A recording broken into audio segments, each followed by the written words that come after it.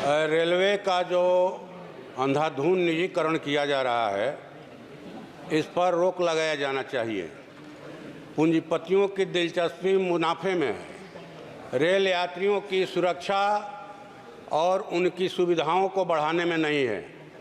महोदय, हम लोग पिछले दिनों से देख रहे हैं कि जो जनरल बोगियां हैं उनको कम किया जा रहा है। जनरल बोगियां 12-12 की तादाद में होती थी, लेकिन उनको कम किया जा रहा है और आपको कटिहार से, मुजफ्फरपुर से, पटना से रेलों में माने कहा जाए कि भेड़ बकरियों की तरह माने ठूस ठूस करके यात्री जो है सफ़र कर रहे हैं। तो इस पर रोक लगे, रेलवे की जनरल बोगियों को बढ़ाया जाए और सुरक्षा के उपाय किए जाएं, यात्रियों की सुविधाएं बढ़ाई जाएं।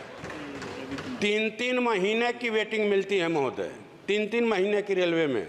दावे बहुत बड़े बड़े किए जा रहे हैं, विकास के बजट बढ़ गया, लेकिन उस बढ़े हुए बजट का क्या फ़ायदा जब आम आदमी भेड़ बकरी की तरह जो है यात्रा करे। ये इसका क्या फ़ायदा महोदय? इसलिए हम तो कहते हैं कि हम लोग तो देखे हैं, हम जब जनरल बगी में भी सफ़र किए हैं हम लोग, कि 3 महीने का वेटिंग है, लेकिन आप ब्रोकर को कहिए आपको शाम का जो है कंफर्म करा देगा।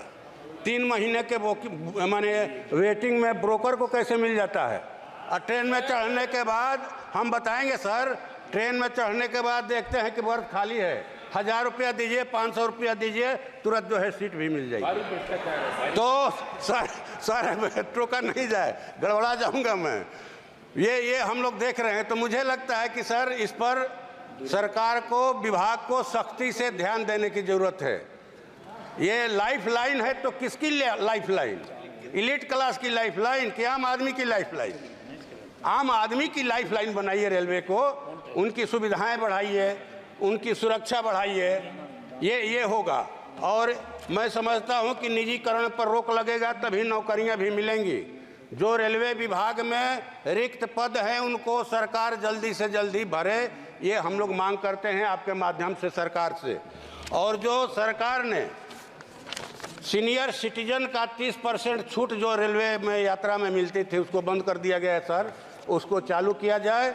और जो ट्रैक मेंटेनर जो हैं उनका जो है 4200 रुपया ग्रेड पे तक पदोन्नति किया जाए।